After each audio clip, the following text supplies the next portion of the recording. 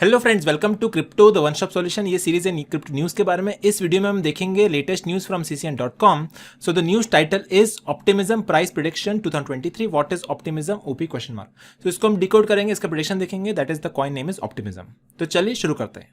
Alright, सबसे पहले इसका की टेक अवे देख लेते हैं of the news. So first point is optimism OP token has been on a recovery lately. That means recently इसका प्राइस बढ़ता हुआ नजर आ रहा है। आप देख सकते हैं यहाँ पे अगर 1 महीने ग्राफ देखेंगे तो काफी ऊपर तक गया एंड देन थोड़ा डाउन गया। तो रिकवरी काफी हद तक दिख रही है in the optimism price. Second point is the layer 2 scaling solution has seen a growth of interest after Ethereum announced its latest upgrade. So can OP build on this? So that's a question mark. So Ethereum में काफी सारे upgrade आते रहते हैं। उसका latest जो upgrade आने वाला है दैट इज अ कैनकन अपग्रेड। एक बार ये अपग्रेड आ जाएगा तो काफी हद तक इथेरियम की स्केलेबिलिटी एंड सिक्योरिटी इंप्रूव होने वाली है once the Ethereum Cancun upgrade arrives and it's getting deployed on the Ethereum network. तो जैसे ये कैनकन अपग्रेड इथेरियम का एक बार डिप्लॉय हो जाएगा इथेरियम के नेटवर्क के ऊपर, उसके बाद आप देख सकते हैं ओपी का काफी अच्छा स्केलिंग सॉल्यूशन दिख सकता है एंड काफी अच्छी हद तक ग्रोथ दिख सकती है। उसका एक प्रेडिक्शन ये भी बोला जा रहा है कि उसका प्राइस जा सकता है $4.57 के आसपास। एंड जैसे ही इथेरियम का जो कैनकन अपग्रेड है वो लॉन्च होगा तो एज पर प्रेडिक्शन ऑप्टिमिज्म का भी काफी हद तक प्राइस अच्छा जा सकता है। तो उसी के साथ साथ वर्ल्ड कॉइन भी एक रिसेंटली एक प्राइवेसी टोकन लॉन्च हुआ था। वर्ल्ड कॉइन ऑप्टिमिज्म के बेस पे काम करता है। अगर ऑप्टिमिज्म का प्राइस बढ़ेगा इथेरियम के अपग्रेड की वजह से तो वर्ल्ड कॉइन का प्राइस भी बढ़ सकता है। उसके अलावा एक और न्यूज़ निकल करके आ रही है from the optimism network that about $31 million का worth of optimism hit the market आने वाला है। दैट मीन्स इतना बड़ा अनलॉक होने वाला ऑप्टिमिज्म कॉइन का।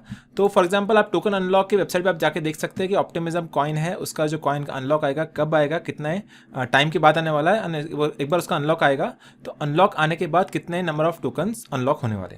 तो आप देख सकते हैं यहाँ पे अपकमिंग इवेंट है ऑफ ऑप्टिमिज्म कॉइन एंड इसका जो अनलॉक का टिकर है that is 25 days 15 hours currently. तो जैसे टाइम पीरियड खत्म होगा तो ये ऑप्टिमिज्म का अनलॉक हो जाएगा एंड $31.65 मिलियन का ऑप्टिमिज्म सर्कुलेशन में आ जाएंगे। तो अनलॉक की वजह से इन्फ्लेशन बढ़ने वाला है, इन्फ्लेशन की वजह से इसका मार्केट का प्राइस डाउन जा सकता है। सो फॉर एग्जांपल काफी सारे प्रेडिक्शन हो रहे हैं काफी बड़े बड़े कंपनीज के थ्रू टेक्निकल एनालिसिस का यूज करके, मैथमेटिकल मॉडल्स का यूज करके काफी सारे प्रेडिक्शन हो रहे हैं from the various companies. For example prediction number 1 ये बोल रहा है कि इसका प्राइस जा सकता है $13.33 इन 2030। प्रेडिक्शन नंबर 2 ये बोल रहा है कि उसका प्राइस जा सकता है $11.09 के आसपास एंड प्रेडिक्शन नंबर 3 ये बोल रहा है कि इसका जा सकता है प्राइस $24.92 के आसपास। तो जितने प्रेडिक्शन है वो ऐसा बोल रहे हैं अगर हम लॉन्ग टर्म तक इसको होल्ड करेंगे दैट मीन्स काफी अच्छा बुलिश मोमेंटम हो सकता है एंड काफी हद तक प्राइस अप्रिशिएट हो सकती है इन द लॉन्ग टर्म।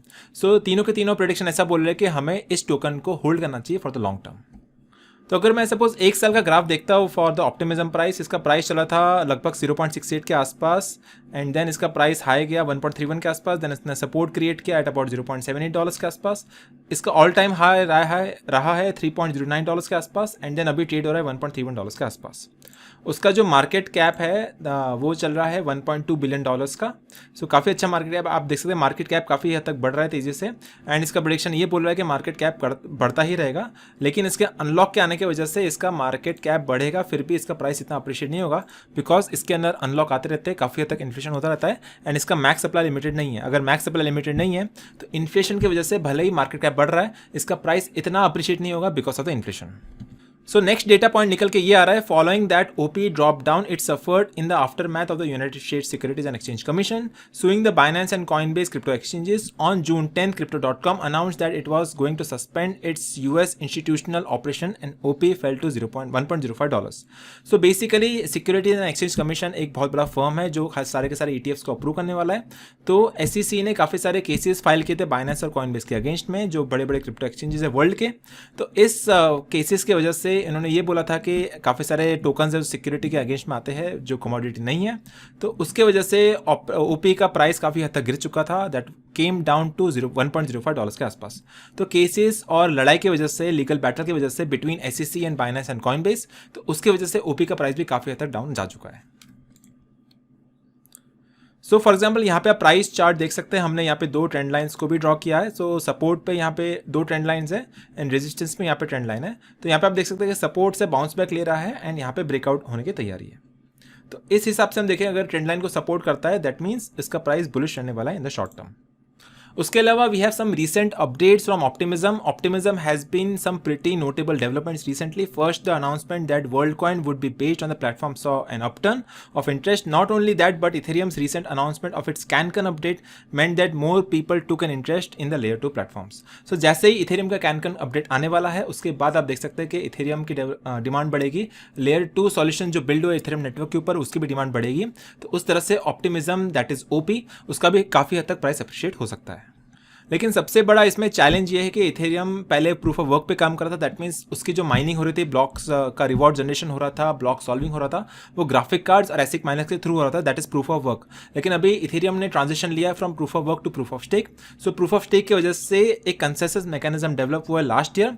तो उसके वजह से ये देखना पड़ेगा कि लेयर 2 स्केलिंग सॉल्यूशंस का अंत हो सकता है कि नहीं हो सकता है. अगर अंत नहीं भी होगा तो डिमांड काफ़ी हद तक कम हो सकती है, because Ethereum has move to proof of stake.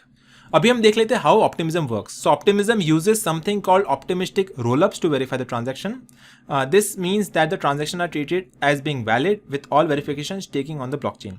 तो सबसे बड़ा कीवर्ड है इसका रोलअप्स. ऑप्टिमिस्टिक रोलअप्स के वजह से ही जो ट्रांजैक्शन हो रहे हैं ऑप्टिमिज्म नेटवर्क के ऊपर, उसी का वेरिफिकेशन होता है. सो ऑप्टिमिस्टिक ऑप्टिमिज्म के ब्लॉकचेन के ऊपर जो ट्रांजैक्शन हो रहा है उसका वेरिफिकेशन होने का मेन रीजन है optimistic rollups. So that is the main keyword. That's how optimism verifies the transaction on the blockchain. So उसके अलावा काफ़ी सारे FAQs है on the website of ccn.com. मैं इसका लिंक दे दूंगा डिस्क्रिप्शन बॉक्स में. आप इसको चेकआउट करिए, आप इस पूरे आर्टिकल को पढ़ सकते हैं. So the website is ccn.com. And इस तरह से हमने प्राइस प्रेडिक्शन देखा, ऑप्टिमिज्म को देखा ऑन दिस वेबसाइट. एंड मुझे उम्मीद है कि आपको ये वीडियो पसंद आया रहेगा. अगर आपको पसंद आया तो इस वीडियो को लाइक कर दीजिए, शेयर कर दीजिए अपने फ्रेंड्स एंड फैमिली के साथ, एंड सब्सक्राइब करिए इस चैनल को. मैं आपको मिलता हूँ अगले वीडियो में.